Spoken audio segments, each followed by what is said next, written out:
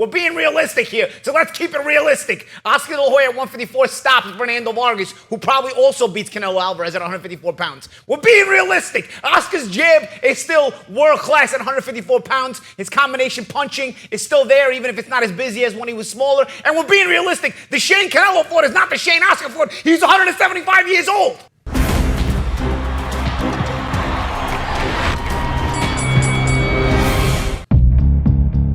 Welcome to another edition of Sparring Session. I'm George Jakovic, the ref, judge, and commissioner. Got the champs, Chris Algieri and Paulie Malignaggi. They are going to debate and verbally spar over 4 topics. These guys are both champions. They'll always be champions, but there's only one Sparring Session champion. That's Paulie Malignaggi. But Chris, I gotta say, you're looking like you're from a Van Damme movie from the 80s. You got the shades on.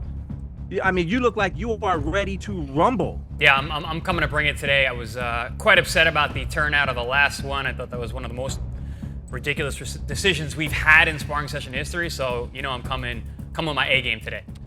I keep it business. Champ. I'm keeping it business. It's champ Paulie Malignaggi. You're 4-2 in 2024 in sparring session. So you are the defending champ. Chris has been complaining. He literally threw a book at me at the end of the last show. I got another one ready. So, your thoughts defending your belt today? Commish, you know, I don't have any qualms with this. You know, we see my opposition is you know, already starting with the complaints to the commission. You know, I have a lot of respect for the commission, and you know, the decisions have been very, very I didn't complain. I'm just saying I came here ready. He's ready to throw books at the commission. You know, I'm not doing that kind of stuff. You know, I got my notepad. Wow, it's a calm, composed Paulie Malignaggi. Wow. Well, let's go over the topics real quick. Round 1 is a good one. You guys had a great debate with Tim Bradley. We just passed President's Day. So the round 1 is going to be what president would make the best boxer and what boxer would make the best president. That's round 1. Round 2 is a good one. We love the fantasy fights. Golden Boy, Oscar De La Hoya against Canelo at 154. That's round 2. Round 3, a fight that could happen in boxing. Anthony Joshua against Big Bang Zhang. They have a history. They may fight again sometime soon. And finally, round 4, most devastating revenge knockout in history. There have been a lot of them. You guys are going to debate which is the best. So, Paulie, you are the defending champion. You can start or you can defer. The choice is up to you. I'll defer to JC. Jean-Claude. JCVD. Defer. I mean, listen, if they redo Mortal Kombat, which I think they've done a few times, Chris, you'd be the guy. Man, I've been trying, dude. I could jump in Street Fighter, Guile. Street Fighter.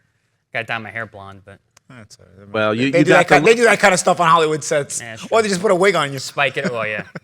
Listen, you've got the look, but are you going to be a champ after today? That was a good Roxette song. You got the look. So, we got round 1. Remember, round 1, the debate is what president would be the best boxer, what boxer would be the best president. So round 1, Chris Algieri is going to start. Ring the bell for round 1. President's Day was this week, and we had a long discussion about this. There's been a lot of talk about this. I put this on my social media. I had a vote, and it really came down to 2 guys. But for me, it was the guy that I always thought it was, Teddy Roosevelt. I mean, the Rough Rider himself. He actually boxed. The guy literally would invite champions and random naval officers and military guys to the White House to spar in the backyard of the White House. Literally went blind in one of his eyes from one of those sparring sessions. So the guy who had been training for the more time of his life would have made the better boxer. That's Teddy Roosevelt. And on top of that, he just had that mindset. He was a sporting man. He liked to be physical. When he was young, he actually had asthma as a child and found that rigorous exercise was able to combat his asthma. Kind of similar to Teofimo Lopez, actually. So I think based on the fact that he actually had the schooling of actual training in boxing, due to bullying, on top of the fact that he was always vigorously training and in shape, even though he didn't necessarily look it, and especially in that style of boxing back then, I think he would have done really well. I like that Teddy Roosevelt. I'm not going to complain about it, but I'll tell you what. In the spirit of debating, I'll give Andrew Jackson. Andrew Jackson was a guy who was a tough guy's tough guy. I mean, he also came from a time that was an era that was even before Theodore Roosevelt. So these guys weren't just fist fighting; they were dueling to the death. I mean, the fighting to the death was not uncommon in those days. And even though presidents are usually above that kind of savagery, not Andrew Jackson. He was involved in duels. He was an ex-military general in the War of 1812. So he had the mental makeup to have been trained properly to become a terrific boxer, and the fearlessness. I mean, this guy went through an attempted assassination, and when the guy's gun jammed, he started beating the guy up with his cane. Okay, and usually you get a guy who's about to shoot you, and his gun jams. You know, you see a lot of people who would be running or going to hide or something because the gun is jammed before the guy's able to unjam the gun. Well, nah, Andrew Jackson starts beating the guy up with his cane, and they end up having to rescue the attempted assassin from Andrew Jackson. Teddy Roosevelt. Teddy Roosevelt was a soldier as well. He literally led the Rough Riders. But this isn't a talk about who would have been better at war, who would have been better in a gunfight. This is who would be a better boxer. And the fact is, Teddy Roosevelt literally boxed, and he boxed quite a bit. And on top of that, I mean, you missed a great opportunity for Abe Lincoln. Everybody brought up Abe Lincoln. Abe's 6'4". He was a wrestler. He actually did a catch wrestling, which is one of the origins of MMA. But no, Teddy Roosevelt is definitely the guy.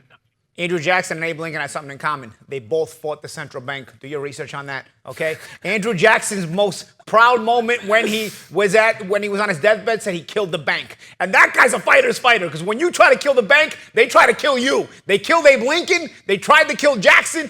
Jackson is a fighter's fighter. So that is the biggest mental makeup of all when it comes to being a prize fighter. You got to have no fear. He had fearlessness in everything he did. Andrew Jackson for the win. Best boxer. That's the question.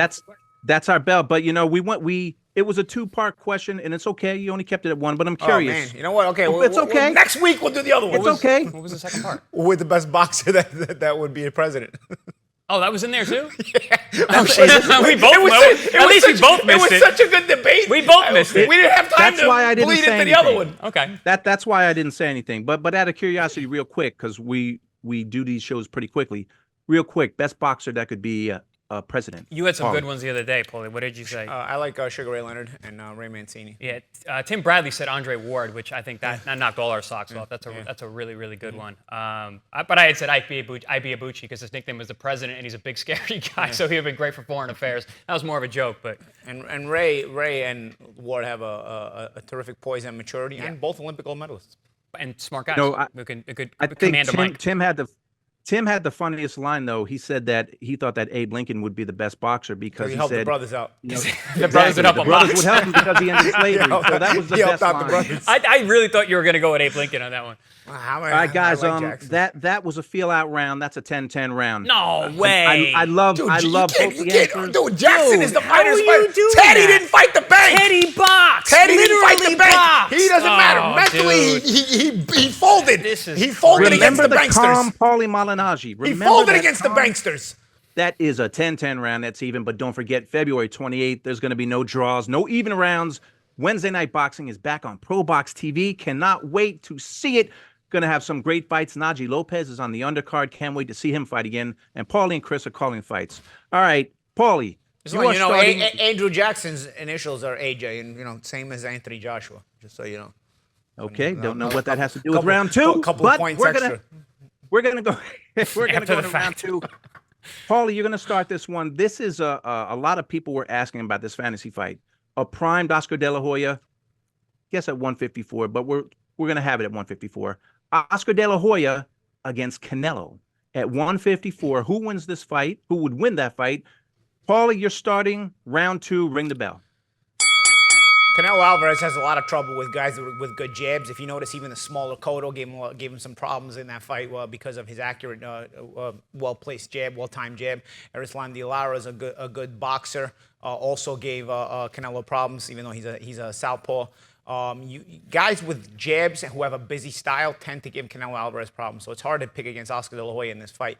He has the power to keep it respectable, as his knockout over Fernando Vargas at 154 pounds showed. But at the same time, a busy, established power jab, speed jab, a jab that is very hard to deal with, as well as the combination punching that Canelo really, really dislikes to deal with, And so between the great jab that Oscar De La Hoya has and the combination punching Oscar De La Hoya has, those are two kryptonite things that Canelo really wouldn't be able to deal with. And also Canelo's sense of timing, Oscar also has a sense of timing, so he can disrupt your sense of timing. Canelo really relies on slowing the pace down with his sense of timing. I don't see how he would be able to do that with Oscar De La Hoya, who has, I think, a better sense of timing than Canelo. I'm going to preface this. Oscar's my guy, but listen, when we talk about fantasy fights, we normally talk talking about them in their absolute prime. But since you picked a weight class, it changes around this question quite a bit. And at 154, De La Hoya was just not the same guy he was in those lighter weight classes. At 40 and 47, I mean, I got De La Hoya all day, but Canelo didn't really fight in those weight, especially when he was at his best. And at 54, De La Hoya just didn't have the output. When you talk about things that disrupted Canelo early on, it was guys that had a really good jab. It was southpaws. You mentioned the Lara fight, but De La Hoya is a converted southpaw. He fights out of the righty stance. But it's guys who pick a pace. And De La Hoya at 54 just didn't have that. When he fought Shane Mosley, lost to him twice. Canelo, who was a baby, beat up Shane Mosley badly.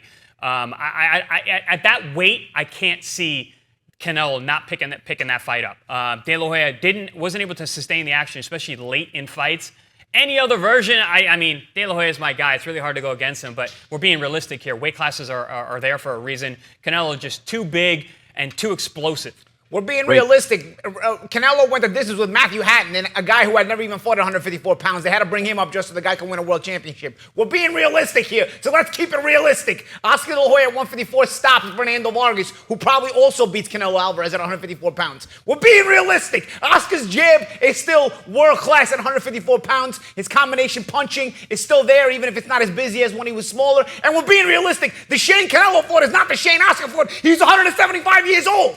Yeah, and Canelo was 22 years old. It's a different guy. But listen, at 54, Canelo would just be too much in terms of explosiveness, combination punching, and he would not be disrupted by De La Hoya's jab. De La Hoya was just not busy enough at 154. And really, size-wise, he really wasn't a 54-pounder either.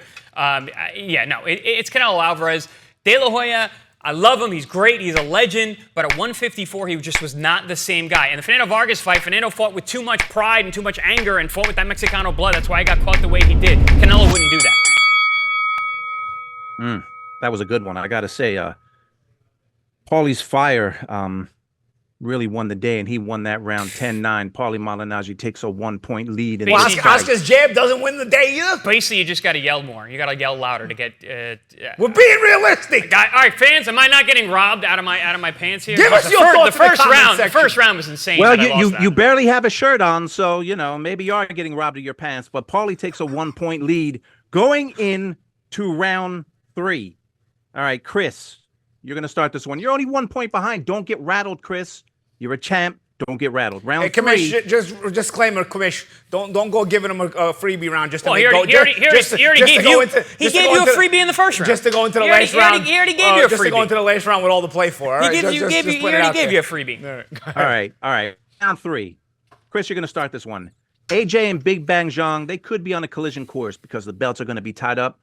They both have fights coming up in March. They have a history. They fought in the 2012 Olympics. AJ beat him on a decision in that fight. But they would a match up in the pros. Who would win that fight?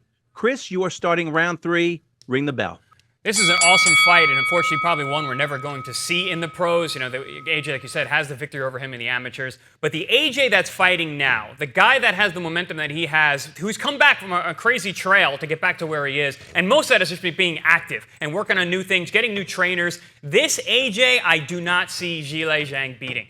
This AJ is similar to the guy that we saw when he was younger. Not only is he technically superior, not only does he have the physique and the size and the power to get his respect from Zhilei Zhang, but he's got a better gas tank too. Zhilei Zhang has fallen apart in fights late, especially when they really matter. And I think that this fight, Zhang's not gonna be able to hurt AJ early. It's gonna go into the deeper waters. And AJ's superior technique and enough power to get respect from Zhilei Zhang would be the difference. He'd be able to outbox him from the outside. He'd stay away from the power punching and the counter punches. Zhilei Zhang just is not going to be busy enough to get a win over AJ at this stage of both of their careers. Remember, Zhilei Zhang is 41 years old. I like Zhang. Usually I'm all up for a debate. What am I going to do? I love the AJ version with Ben Davidson. I'm sorry. At range, he controls range better. He controls the center ring better. He's got better combination punching, better punch selection than Zhang. Zhang's southpaw stance can make it a little tricky. They have a history together. AJ beat him at the Olympics as well. AJ's a better boxer, and his power still matters. And when he's able to set it up more deceptively with the training that I feel like Ben Davidson's given him a little bit more more of an angle as far as being more deceptive with his attack, it will make his power that much more devastating and land that much more cleanly and that much more effective. I think Zhang would always give you the effort, but at 40, 41 years old, maybe he's even 42, who knows? He's 100, going on 175. I mean, listen, it's AJ. It's AJ. He checks all the boxes in this fight. I'm all up for a debate. This is a sparring session. What am I going to do? Pick Zhang? The AJ that is training with Ben Davidson does not lose to Zhilei Zhang. I'm sorry. Yeah, and on top of that, AJ would be the leader in the fight. And Zhang would have to be the counterpuncher. He'd have to sit back. And AJ's just too smart at this point. He would be setting things up, fighting from the outside, not taking... Listen, we saw it when he fought Andy Ruiz in the second fight. He knows when a guy is dangerous and had to stay away from him. It doesn't make for the best fight possible, but I think with the power that he has been able to display in his career, that it seems like he's found again, that Otto Wallin fight, another southpaw, he was able to chew him up, break him down, and a normally very difficult guy to deal with, AJ was able to dismantle. I see the same thing with the Zhilei Zhang fight. I'm going to give love to Sean George in the Zhilei Zhang corner. You know, he's obviously improved Zhang. Even though Zhang was a world-class fighter coming out of the Olympics, Sean George has improved Zhang a lot. But again, he reminds me of like a locomotive who goes at that speed and can't stop. You know, so he's going to go forward. He's going to pressure. He's going to put the punches together when he's in range. But he's got to find his range. He's not going to really be deceptive in terms of being able to find range the correct way. AJ's deceptive. AJ has good punch selection. AJ's got a good, better lead hand. AJ's strong, and he'll be more accurate and unstoppable. These are tough ones when you both agree. But before I give the scoring on that round, don't forget February 28th, Wednesday Night Fights is back. Good fighters and great fights. Paulie, Mike Goldberg, and Chris Algieri on the mic. Cannot wait for that one. But we go back to the scoring. You both agreed that AJ, it's so funny too. You're only as good as your last fight. And before AJ's last fight, I think you guys might have thought Zhang would win. But you both have AJ winning this one. But I got to go with Chris Algieri, 10-9. There's a shocker. I think Chris Algieri there's a surprise. beat that one out.